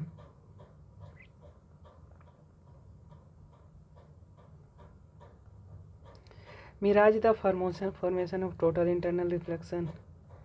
अब ये देखते हैं, consider the following natural phenomena do what the phenomena as mirage form. Terrestrial heating से हो सकता है, रिफ्लेक्शन ऑफ लाइट होता है, रिफ्लेक्शन, ये क्या कहते हैं, रिफ्लेक्शन ऑफ लाइट नहीं होगा, रिफ्रैक्शन ऑफ लाइट होगा, ठीक है। रिफ्रैक्शन ऑफ लाइट होगा, रिफ्लेक्शन नहीं होगा, रिफ्लेक्शन नहीं होगा, रिफ्रैक्शन होगा, ठीक है। तो 1 और 3 हो जाएगा। Which of the following reflect back more sunlight compare to the 3, ठीक है। सबसे ज़्यादा land cover by the face, क्यों? क्योंकि उसका एल्बेडो ज़्यादा होता है, सबसे ज़्यादा एल्बीडो किसका होता है? ये होता है स्नो का होता है। अब एल्बीडो क्या होता है? It is the power of reflecting back of the solar radiation, ठीक है। फ्रेश स्नो का क्या होता है? 80 to 85% होता है सनलाइट, वो रिफ्लेक्ट बैक कर देता है। The technique of integrate and mark the image of the 3 dimension किसको बोलते हैं? होलोग्राम। होलोग्राम आप देखे होंगे, आपके पहले बुक आता था, आज भी बहुत सारी बुक आती हैं जिसमें होलोग्राम रहता है, होलोग्राफी रहता है, होलोग्राम का एक उसका रहता है, तो होलोग्राफी उसको कहते हैं। Which of the following take place 3 dimensional picture? Holography, same answer है। उसके बाद है the generating image on a screen by focusing an electronic beam on a phosphorus coated screen is called raster scan. इसको याद कर लो, raster scan कहते हैं phosphorus coating. Raman effect deal with the all transparent medium. Raman effect सारे transparent medium से deal करता है। For reproducing sound compact disc audio play laser beam uses laser beam, sorry laser beam नहीं, लेजर बीम के द्वारा वो प्ले करता है। When a CD compact disc sunlight reflection and diffraction पे काम करता है, रेनबो लाइक कलर हो जाता है। कभी आपने CD डिस्क को देखा होगा धूप में करके, तो उसमें रेनबो लाइक कलर होता है, उसमें रिफ्लेक्शन और डिफ्रैक्शन दोनों होता है। उसके बाद क्या कह रहा है? Light is the longer wavelength is scatter much more than the light of the shorter wavelength. ये तो बिल्कुल गलत है। हमने देखा था कि शॉर्टर वेवलेंथ है जो लाइट का, वो ज़्यादा स्कैटरिंग करता है, और जो लॉन्गर वेवलेंथ है वो कम करता है, ठीक है। Speed of light, visible light 0.9 times speed of the vacuum, बिल्कुल गलत है, ठीक है। तो इसका आंसर क्या होगा? तीनों से radio wave are produce rapidly oscillating electrical current, हाँ हो सकता है। The direction of the over spending vehicle police uses Doppler effect reflecting the radio wave.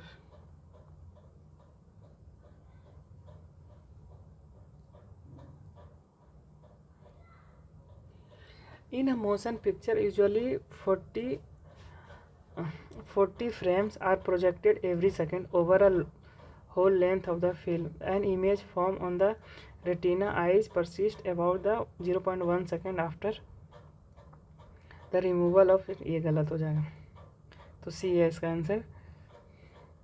Explanation देख लेते हैं। Image form on the retina I persist 1/16 of a second. अब यहाँ पे क्या दिया था, 0.1 सेकेंड नहीं, 1/16 ऑफ अ सेकेंड, सेकेंड का 16वां भाग। ठीक है। Television signal can not receive beyond the certain distance. क्यों? सरफेस है जो कर्व है, सॉरी अर्थ सरफेस है जो कर्व है, इसलिए। ठीक है। The technique use in the transmission of audio signals क्या है? Frequency modulation. ठीक है। फ्रीक्वेंसी मॉड्यूलेशन के थ्रू आप रेडियो देखते हैं, आप रेडियो ऑन करेंगे तो उसमें अगर जो कोई बचपन में बजाए होंगे रेडियो, तो उसमें मॉड्यूलेशन करते हैं, उसको घुमाते हैं। ठीक है। तो क्या 85 हर्ट्ज या 88 हर्ट्ज, नहीं 85 हर्ट्ज से कितना 108 शायद समथिंग, इस हर्ट्ज पे वो काम करता है। तो हम इसको इस रेंज में ले जाने के लिए हम क्या करते हैं, उसको मॉड्यूलेशन करते हैं ना, इसको पकड़ के घुमाते थे। ठीक है। एक ऐसा होता था ना गोल जैसा, उसको घुमाते थे, उसको मॉड्यूलेशन कहते हैं। In human eye light rays get transfer into the neural impulse. कहाँ पे? रेटिना पे। उसके बाद है the image form on the retina is smaller than the object but inverted. ठीक है। स्मॉलर देन ऑब्जेक्ट होता है बट इन्वर्टेड होता है। Which of the following image of form in the eye by lens of the retina? Inverted and real. The principal reason why it is better to have a two eyes than one. क्या इसका reason है कि मतलब आपके पास दो आँख है तो वो ज़्यादा अच्छा है। क्यों? क्योंकि it hence the distance and depth of proportion.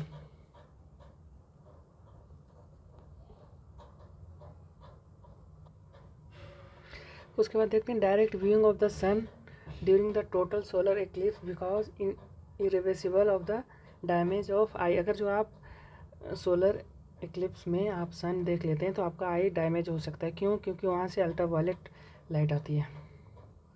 The colour of A star and indication of temperature. जो जितना ज़्यादा चमकीला होगा उसका उतना ज़्यादा टेम्परेचर होता है। Diffusion of light in the atmosphere take place dust particle के कारण डिफ्यूजन ऑफ द लाइट होता है। Diffusion of light in the atmosphere take place due to the dust particle. Same question है। The colour of light determined by the wavelength. Wavelength के द्वारा किसी भी light का कलर डिसाइड किया जाता है।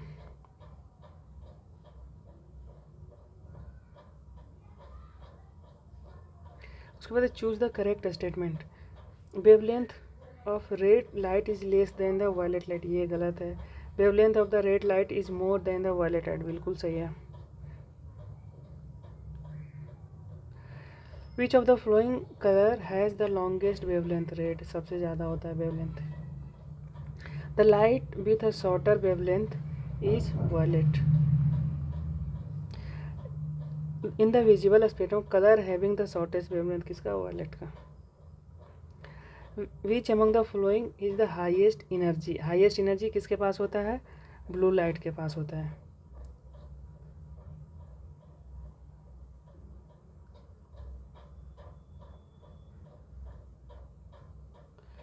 Which of the following colour have white light least deviated from the glass of the prism? कौन सा रेड कलर है जो लीस्ट डेविएशन होता है?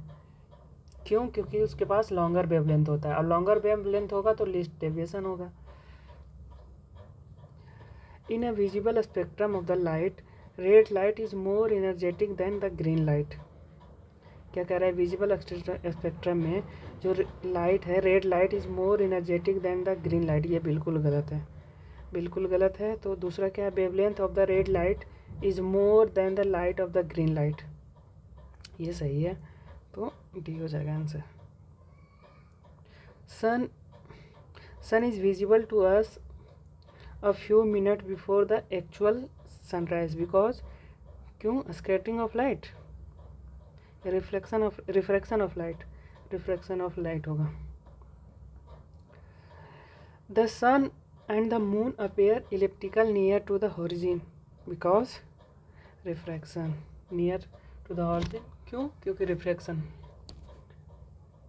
The red light use in A traffic. क्यों? क्योंकि उसका लॉन्गेस्ट वेवलेंथ होता है और रिफ्रैक्शन भी उसका कम होता है। The danger signal made of the red colour is scattered least. बिल्कुल सही बात है, लिस्ट स्कैटरिंग होता है उसमें।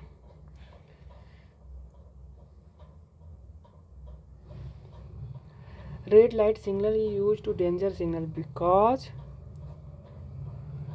Red light scatter least. Same question है। Sky appears blue. क्यों? Scattering most. ठीक है, स्काई के केस में scattering most. Sky is blue, वही same, scatter more than the long wave.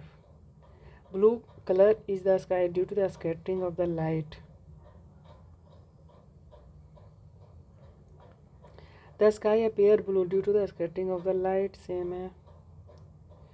उसके बाद है sky appears blue due to the scattering. Same है। The main cause of the seven color in the rainbow is the scattering of light. नहीं। The beam of the sunshine appears red due to the scattering of light.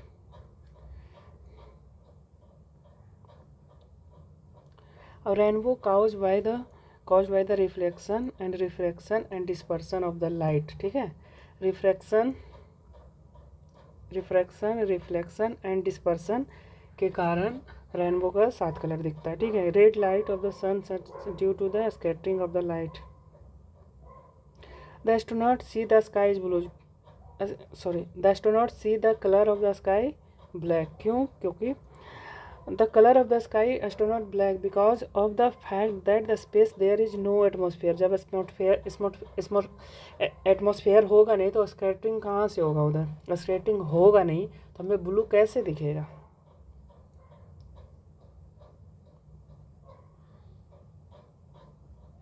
when we see the sky a plane high altitude then it seem black. क्यों? क्योंकि उधर atmosphere ख़त्म हो जाता है। Sea seems to blue due to the refraction of sky and scattering of the light. मतलब reflection है जो स्काई का जो ब्लू दिखता है वही सी के तरफ मतलब होता है, सी का reflection. The green grass appear green because it reflects green colour light to the our eyes. Suppose rocket C producing from the earth at the speed of 2/10 of the velocity of light. The light of the rocket ship appears blue and passenger on the ship. What is the color would be appear yellow? क्यों? अब देखते हैं जरा इसका detail solution. क्या होता है? v equals to I into lambda minus lambda not upon lambda C. Lambda क्या है? प्राइम वेवलेंथ है। लेमडा नॉट क्या है? वर्चुअल वेवलेंथ है। v क्या है? वेलोसिटी ऑफ द रॉकेट है। c क्या है? वेलोसिटी ऑफ द लाइट है। अब ये 2/10 सी बराबर क्या होगा? लेमडा इंटू लेमडा सी अपॉन लेमडा इंटू सी। ये फाइनली क्या आएगा? 1.25 लेमडा। और ये किसका है? येलो कलर का है। What will be the nature of image form by the convex mirror when the position of the object between the infinity and the pole. Infinity और पोल के बीच में तो वर्चुअल एंड इरेक्टेड होगा। ठीक है, infinity पे है ना तो इरेक्टेड होगा। To the in a driving a car which type of a mirror would you like to use observing the traffic your back? कौन सा? convex mirror।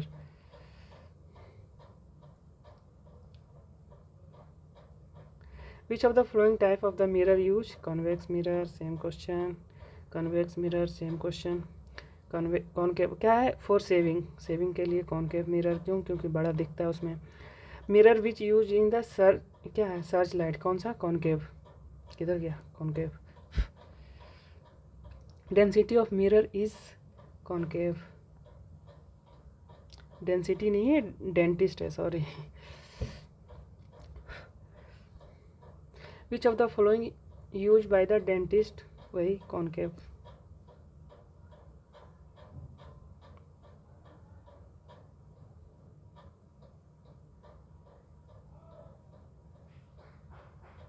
अच्छा, ये दिया हुआ था कॉनकेव। देखिए यहाँ पे लेंस दिया हुआ है, यहाँ पे कॉनकेव मिरर होगा तब ये आंसर सही होगा, नहीं तो ई हो जाएगा। यहाँ ई दिया भी है ऑप्शन ना, छत्तीसगढ़ पीसीएस में था। Mirror use by the dentist, same question है। Concave In order to avoid sunlight, which of the following color combination for an umbrella is the most appropriate? क्या है? टॉप में वाइट रख दो, बॉटम में ब्लैक रख दो. The image formed by the astronomical telescope, virtual and magnified. The number of images on object placed between two parallel mirror. क्या होगा? इन्फिनिटी होना चाहिए पैरेलल मिरर में तो. Infinity. How many images will be formed if a point of light source is placed between the two parallel line? Parallel line में infinity image बनता है. When a mirror is rotated by the angle theta, then reflected ray will be 2 theta.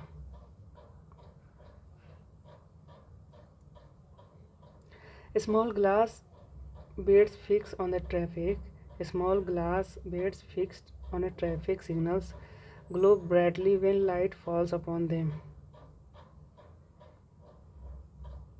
Light totally reflected when the angle of incidence exceeds the certain critical value and light traveling in the denser medium reflected from the rare medium. सही बात है. Light is a medium of the 7 color. What is the method of separating the color? Color can be separated by the prism के द्वारा separate किया जा सकता है आसानी से. Color could be separated by using prism. The correct order of color of the rainbow क्या होता है? Blue, green, yellow. Vibgyor. VGY. हाँ, blue, green, yellow.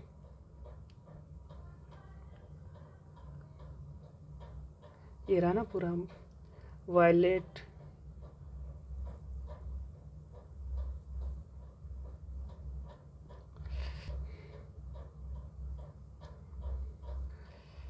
Violet, indigo, blue, green, yellow, orange and red. So the rainbow is produced when sunlight falls on the drops of the rain. Which of the following physical phenomena responsible for this?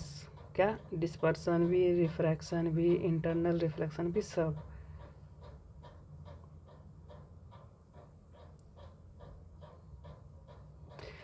Dispersion of light is possible prism के through.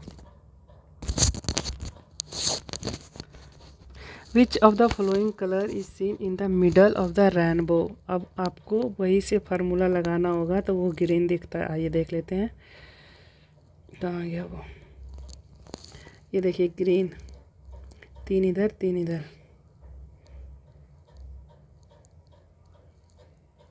अच्छा यहाँ पे भी था. The terminal color bands of the rainbow are violet and red. In which direction rainbow seen 12 moon? ठीक है. It cannot be, कभी भी नहीं देखा जा सकता है. A rainbow located opposite to the sun. This explains why the rainbow is not seen 12 noon. क्यों? क्योंकि उस समय धूप रहता है ना 12 बजे. उसके अपोजिट डायरेक्शन में रहता है तो नून में नहीं पॉसिबल है देख पाना. A stick is dipped in a water slanting position. Observe that the side bay of the stick appears shorter and bent in the surface of the water. सही बात है ये. अच्छा सेकेंड स्टेटमेंट इधर ही. A light coming from the stick undergone the scattering from the water molecule giving a stick shorter and bent appearance. गलत है ये. तो ये क्या हो जाएगा? सी हो जाएगा.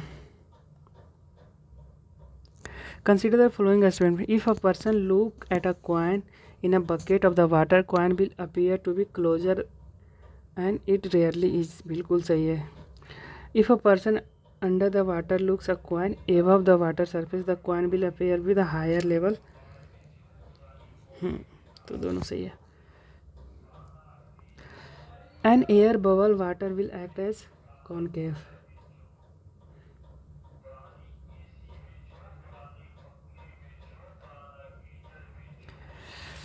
इसका थोड़ा सा देख लेते हैं expression. An air bubble in the water whose surface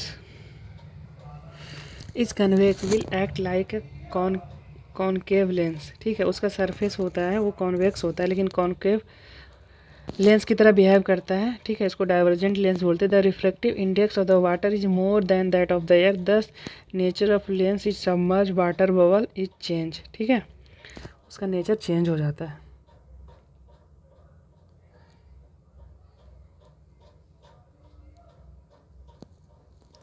to glass lens of the same focal length, one is being convex and other is concave, are kept contact, तो क्या हो जाएगा, प्लेन ग्लास शीट हो जाएगा भाई, दोनों एक साथ रख देंगे तो। The minimum height of the plane mirror to see, क्या हाफ होना चाहिए ना, हाफ ऑफ द लेट, पहले भी बताया था कि 5 फुट का आदमी है तो उसको पूरा देखने के लिए ये 2.5 फुट का होना चाहिए mirror.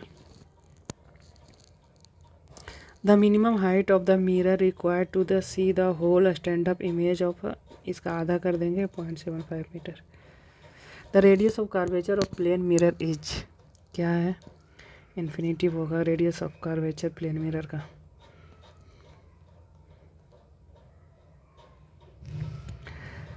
To remove the defect along the sightedness of one use convex lens use करते हैं। Which of the following is statement is not true, a person suffering for hyper मेट्रोपिया वो होता है जो बुढ़े लोगों को होता है, जो नज़दीक का नहीं दिखता है। Concave lens use to the correct, नहीं, कॉनकेव नहीं, कॉन्वेक्स लेंस यूज करते हैं हाइपर मायोपिया में। बाकी सारे स्टेटमेंट ये सब, ये भी सही है, ये भी सही है।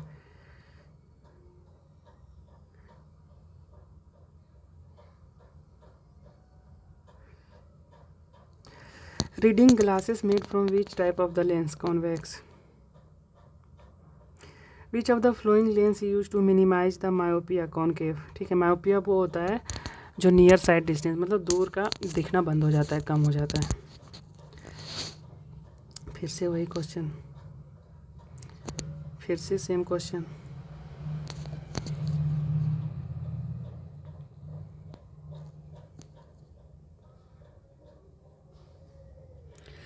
The focusing of eye is done by the changing the convexity of the lens. The change of the focal length of an eye lens is cause by the action of the pupil, नहीं, retina नहीं, क्या होगा, clearly muscles, ठीक है, क्लियरी muscles के द्वारा वो change हो सकता है। Which of the following statement is not correct, ये भी सही है, कॉन्वेक्स मिरर ये भी सही है, ये भी सही है, ये convex mirror with A small apparatus use by the doctor, convex नहीं, ये कॉनकेव यूज करता है, कॉनकेव यूज करता है।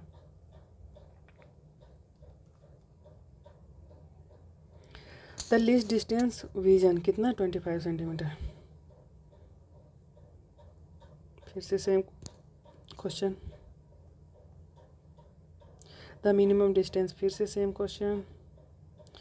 The power of lens measure in dioptre से मेजर किया जाता है। The power of lens, same question.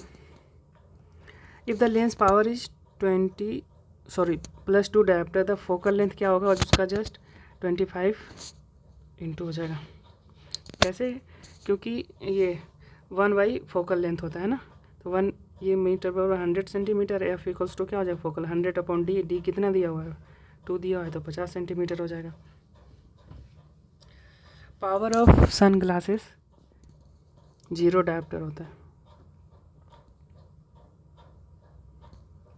Which of the following combination of aperture the shutter speed of the camera will the maximum exposure, ये focal 22/1/16, इसकी मतलब maximum exposure के लिए चाहिए। Retina of the eye comparable to which of the following parts of the traditional camera, film, retina जो है film का काम करता है। In human eye image of object forms कहाँ पे, रेटिना पे फॉर्म होता है image. The human I forms image in the, कहाँ, कॉर्निया पे, बिल्कुल नहीं, इरिस पे, बिल्कुल नहीं, कहाँ पे, रेटिना पे। In long sightedness image are form the behind the retina. The colour of an opaque object due to the colour of a reflects. Color in an color television produced by a combination of 3 basic color. कौन कौन सा है? GBR, green, blue, red. Which are the primary color? भाई green, blue, red ये हो जाएगा ना, red, green, blue.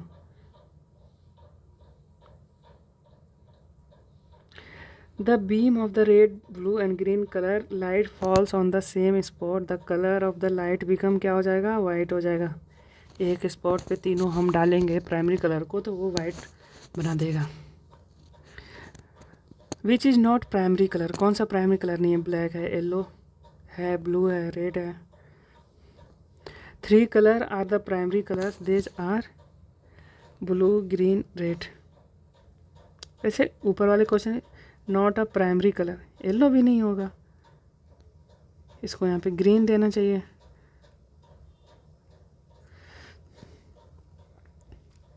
Consider the flowing statement. The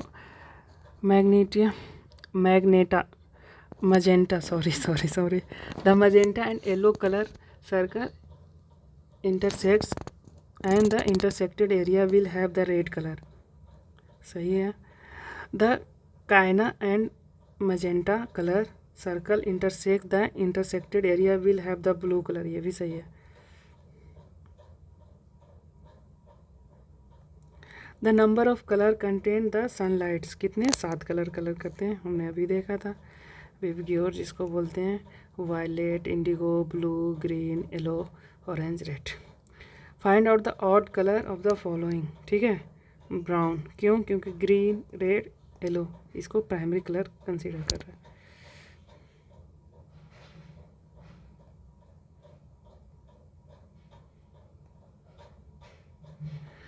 Which of the following? Size of the sun at the dusk. Which of the optical illusion? ये हो सकता है. Color of the sun at the dawn optical illusion है. Moon being visible at dawn नहीं. Twinkle of the star है. Pole star being visible in the sky नहीं. तो क्या हो जाएगा इसका? 1 2 4.